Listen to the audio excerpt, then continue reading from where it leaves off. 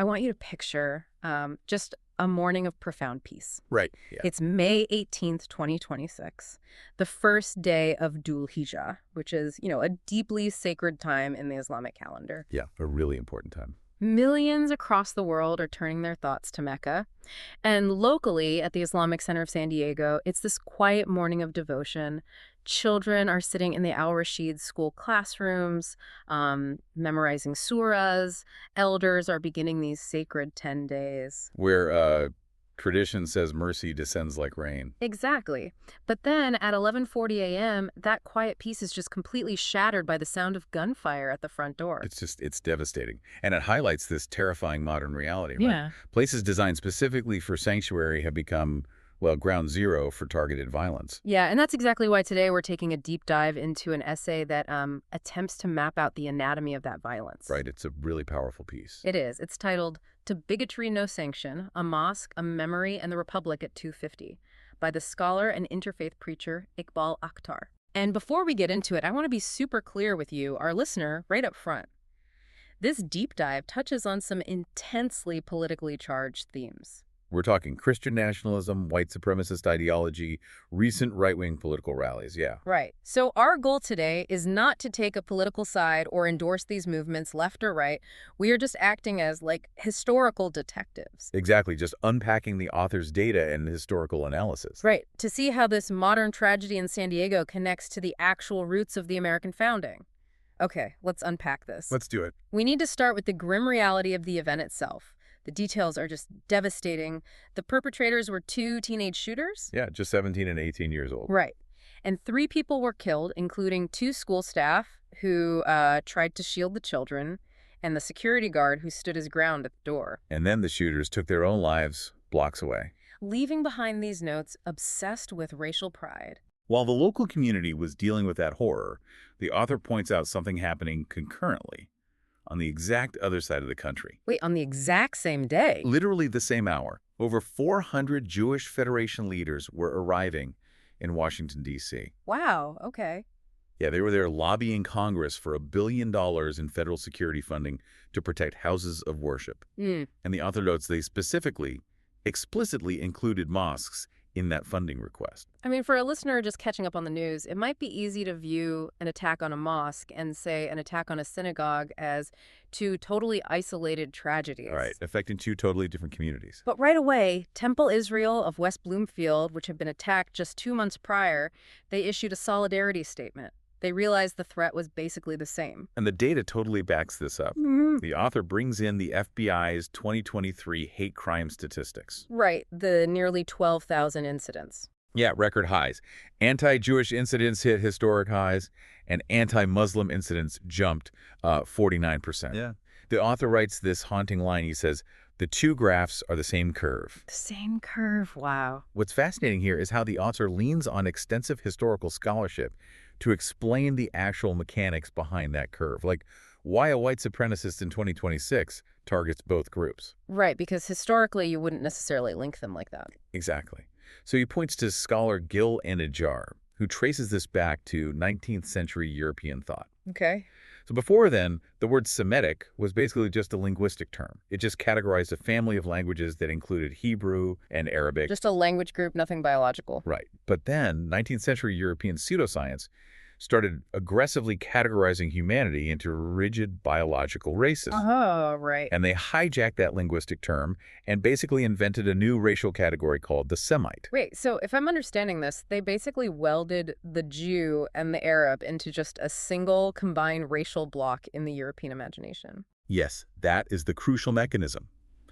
By creating this single category, 19th century thinkers basically ensured that whatever prejudice, xenophobic rhetoric they threw at one group could just seamlessly be applied to the other. Oh, wow. They were historically engineered to be dual targets of the exact same bigotry. That is wild. And then the author brings in Susanna Heschel's research to show how this evolved in the 20th century. She looks at theological projects in Nazi Germany that tried to de-Judaize Christianity. What does that even mean? Like trying to manufacture an Aryan Jesus.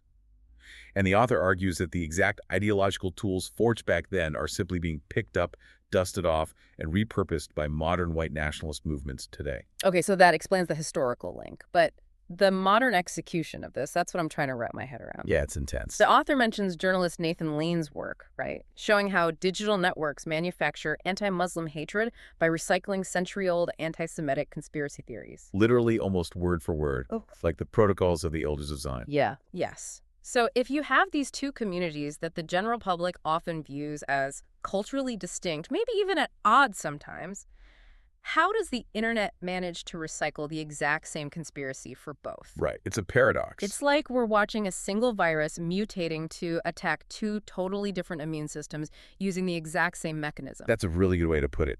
And the primary virus the author identifies today is the Great Replacement theory. Right. We hear about that a lot. It's the lethal tool driving, that shared statistical curve.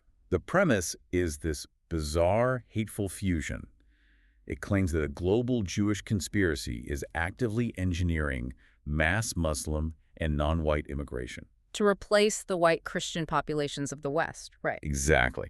Notice how it traps both groups in one overarching narrative. It frames one group as the architect and the other is the invading weapon. Which totally explains the tragic footprint the author maps out. I mean, he lists the Tree of Life Synagogue in Pittsburgh, the Christchurch mosques in New Zealand. The Poway Chabad. Right, and the El Paso Walmart targeting Hispanics and the Buffalo supermarket targeting black shoppers. To the ideology driving these attacks, those aren't separate targets. They are the exact same target drawn by the same imagination. And if this intertwined hatred is so adaptable today, it begs a massive question about the American experiment itself. Like, what exactly was the original American immune system designed to do about this? Oh, that's a great question. The author argues that to understand what that security guard in San Diego actually died defending, we have to look past modern assumptions and look directly at the founders' original blueprints. Okay, here's where it gets really interesting. Because, I mean, you turn on the television today, and there is a very vocal modern narrative insisting the U.S. was designed exclusively as a Christian nation. Right, you hear that everywhere. But the author goes straight to the primary texts, and they paint a wildly different picture. Take George Washington, for example. Yeah, his 1790 letter. Exactly. In 1790, he wrote to the Touro Synagogue in Rhode Island, the oldest standing synagogue in North America. The congregation had praised a government that gives to bigotry no sanction, to persecution no assistance, and Washington took that exact phrase and wrote it back to them as official policy. And we really need to pause on Washington's letter here because the author highlights a philosophical distinction that is vital for you, the listener, to understand. Okay, what's the distinction? Washington explicitly stated that the United States government was not built on the concept of toleration. Wait, isn't toleration a good thing? Well, back then, toleration was the language of a powerful, indulgent majority graciously allowing a minority to exist. It implies the power to revoke your safety stays with the ruling class. Oh, I see. So it's basically the difference between a landlord letting you stay in an apartment rent-free because they're feeling generous versus you actually owning the deed to the house yourself. Exactly. Because if it's just toleration, the landlord can change the locks tomorrow. That analogy hits the nail on the head.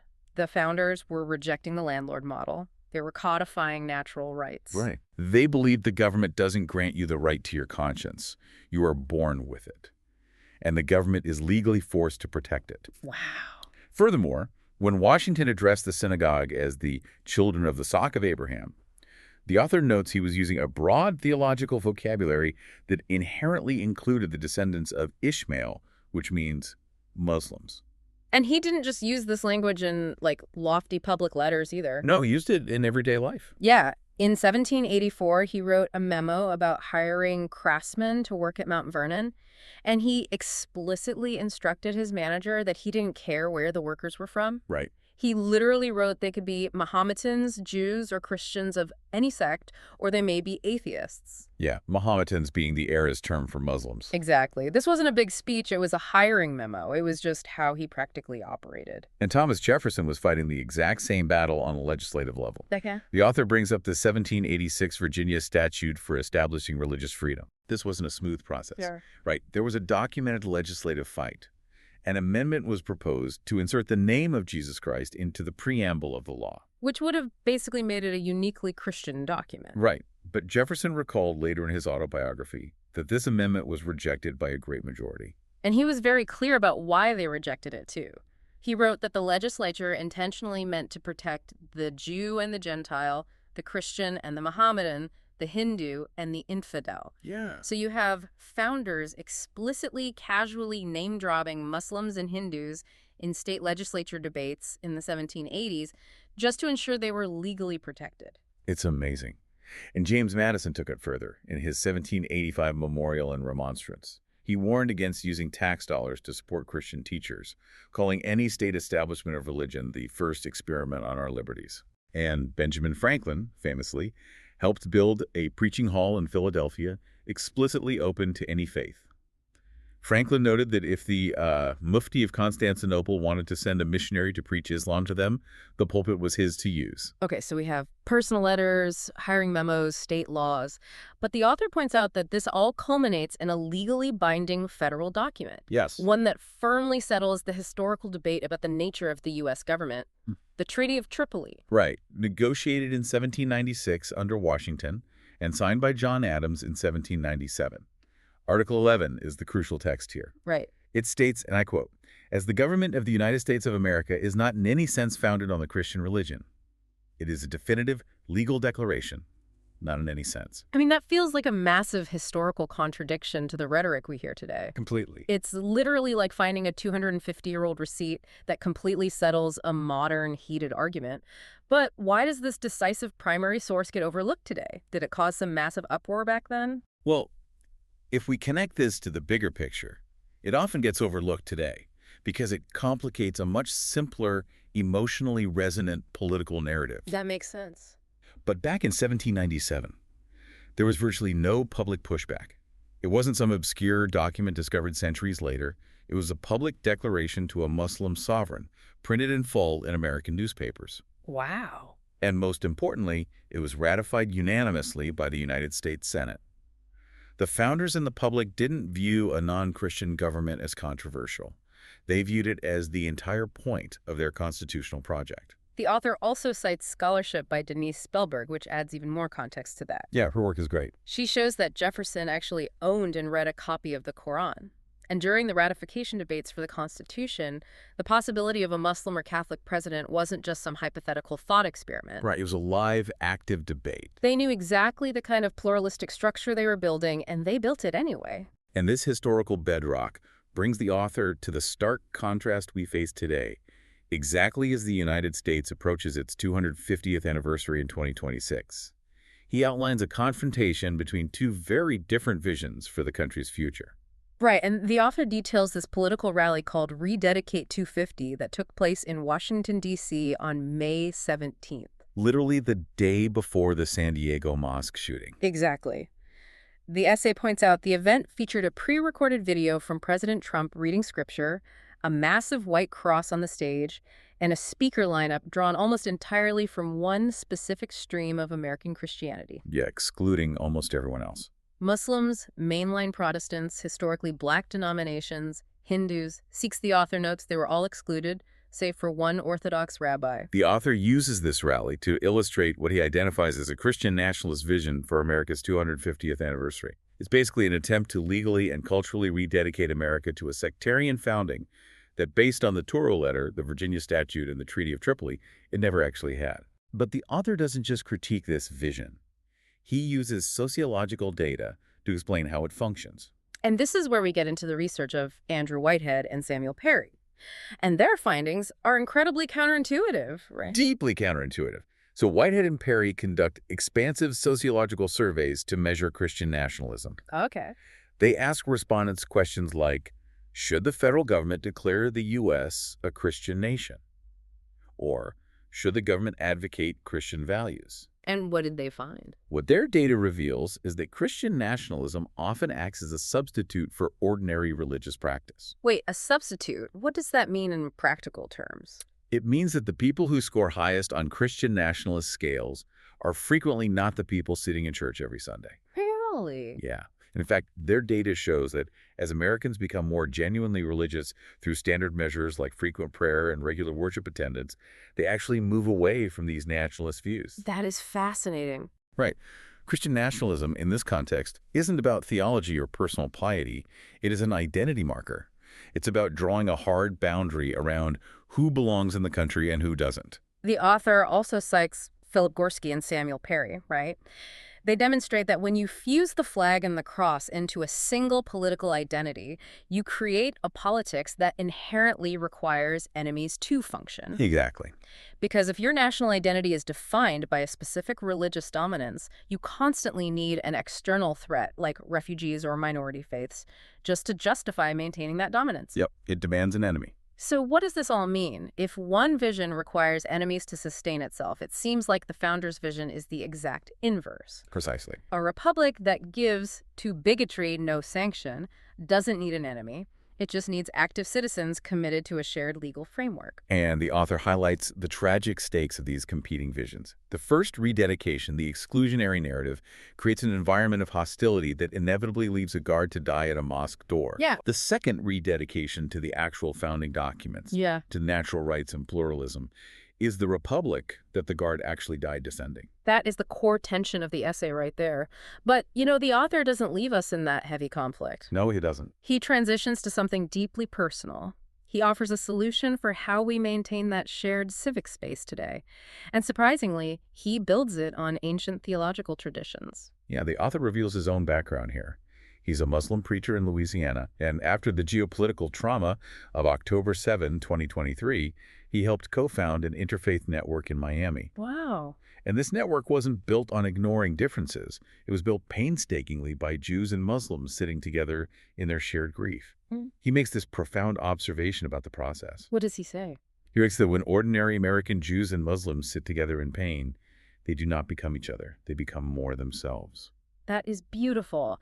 And to explain how this works structurally, he points to ancient linguistic and cultural concepts of covenant, right? In Hebrew, the word for this binding agreement is brit. In Arabic, the parallel concept is mithaq. He takes us all the way back to the year 622 CE, when the Prophet Muhammad arrived in the city of Medina. Right. He drafted what historians call the Constitution of Medina. And this is a vital historical comparison. The Constitution of Medina was a document that bound together early Muslims, various Jewish tribes, and pagan clans into a single political community under a shared law. Okay. The genius of it was that it wasn't a melting pot, and it wasn't about forcing anyone to agree on theology. It was a civic, mutual defense pact. Oh. Each community kept its faith, no one was forced to convert, but all were legally bound to mutually defend the city against outside threats.